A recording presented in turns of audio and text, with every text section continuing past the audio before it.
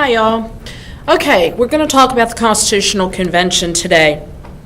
When I finished the last video, we had talked about the Articles of Confederation and that it provided for a weak form of central government, but that the country was beginning to face some serious problems because of the lack of power of the federal or of a national government to intervene when necessary, such as what happened after Shays' Rebellion.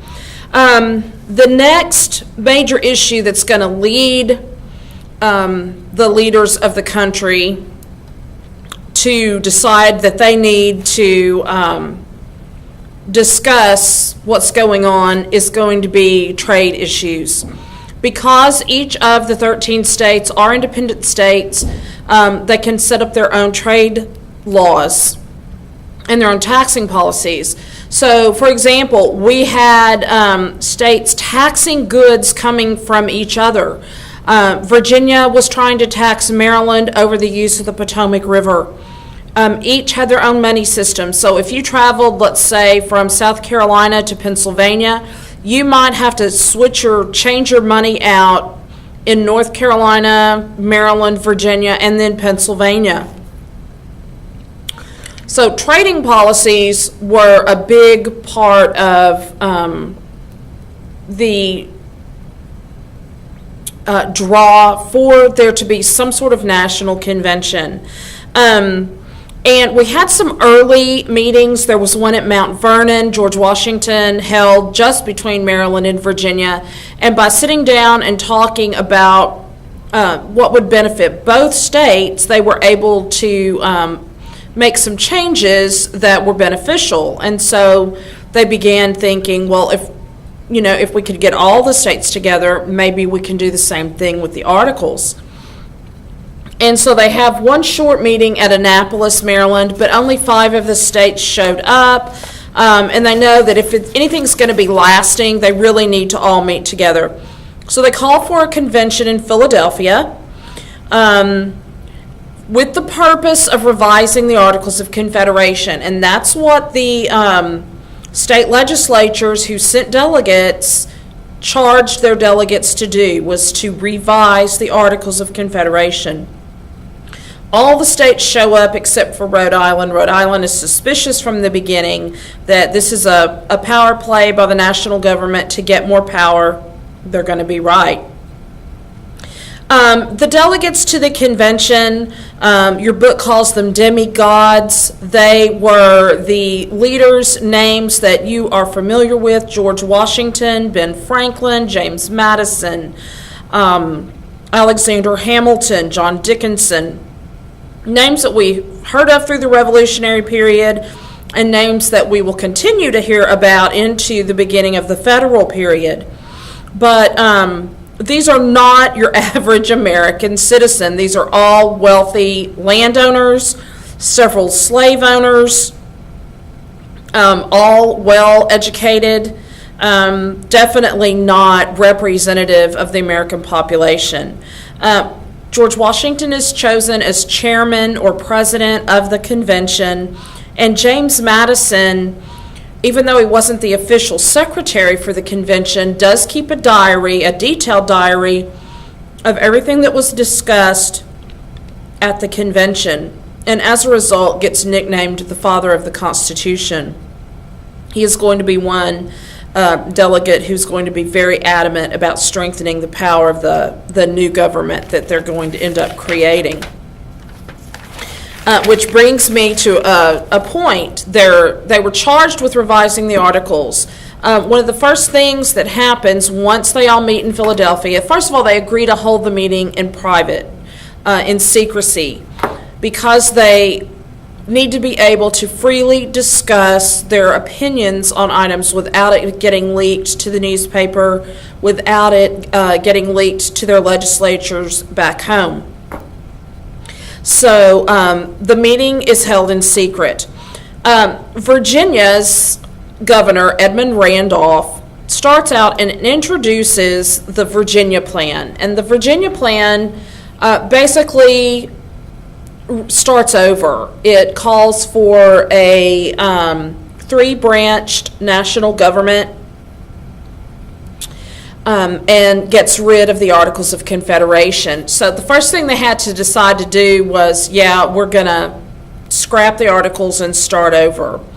The Virginia plan called for three branches: a legislative, executive, and judicial branch. And the legislative branch was going to be chosen based on the population of the state. So a state with a large population like Virginia or Pennsylvania or New York would have more representation in the national legislature. That should make sense. This is a democratic-based society, so the more people, the more say you should get to have. Unless you're from a small state, in which case, for example, New Jersey charges back that we are not the United People of America, we are the United States of America. And the states are creating this national government, not the people. And the people are represented within their states, and so the states should all be equal in the national legislature. And this is called the New Jersey Plan, as presented by William Patterson.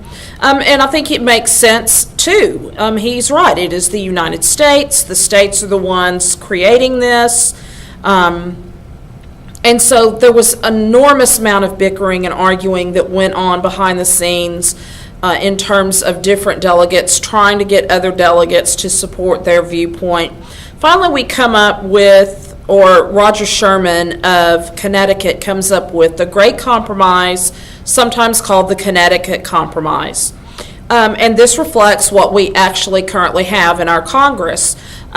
We have a two-house legislative branch. One house, the House of Representatives. The number of representatives a state has is based upon its population.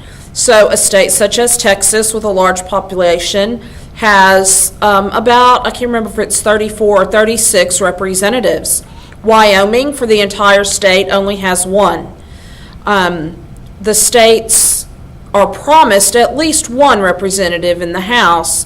Other than that, they are split up according to population. In the Senate, however, every state is equally represented with two senators. We have two, Wyoming has two, New York has two, California has two. So the states are represented in the Senate, the people are represented in the House of Representatives. So that's our first major compromise. Once we decide that we're going to base some representation on population, the issue comes up, how are we counting slaves, or are we counting slaves? And so we see our alliances change here from large states to small states. Now we have slave states and non-slave states.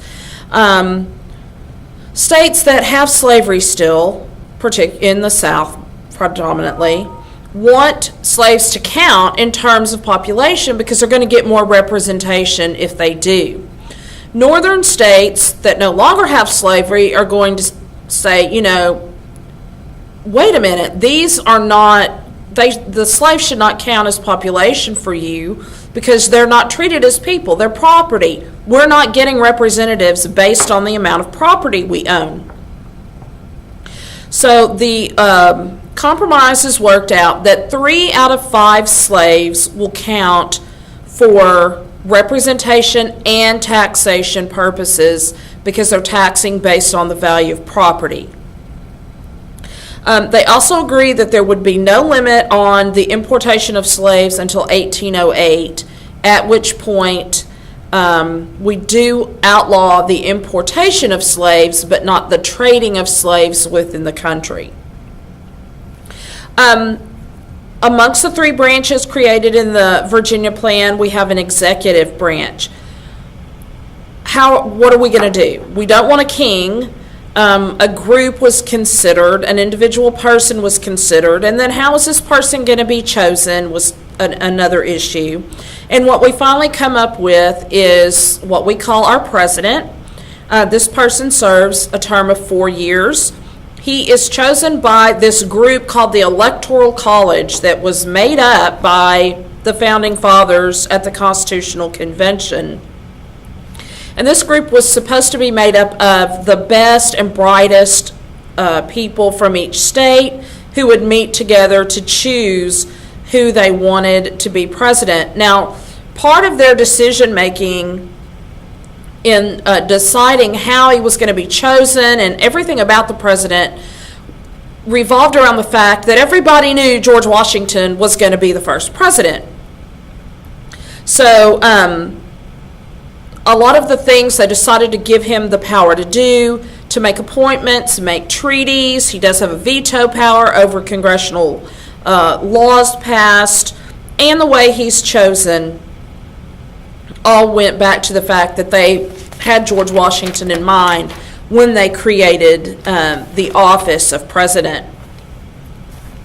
There were other compromises. The whole Constitution is a bundle of compromises, and by the end of the convention, it is so dissimilar to what anyone started out picturing. Oh, the lights went off. It's time to stop. That very few people thought it would actually ever work. And so once the Constitutional Convention ends, now all those delegates have to go back to their states and say, well, we didn't really just revise the articles. We came up with a whole new plan. So tomorrow we will look at the ratification process and how the states received the new plan of government as created at the Constitutional Convention.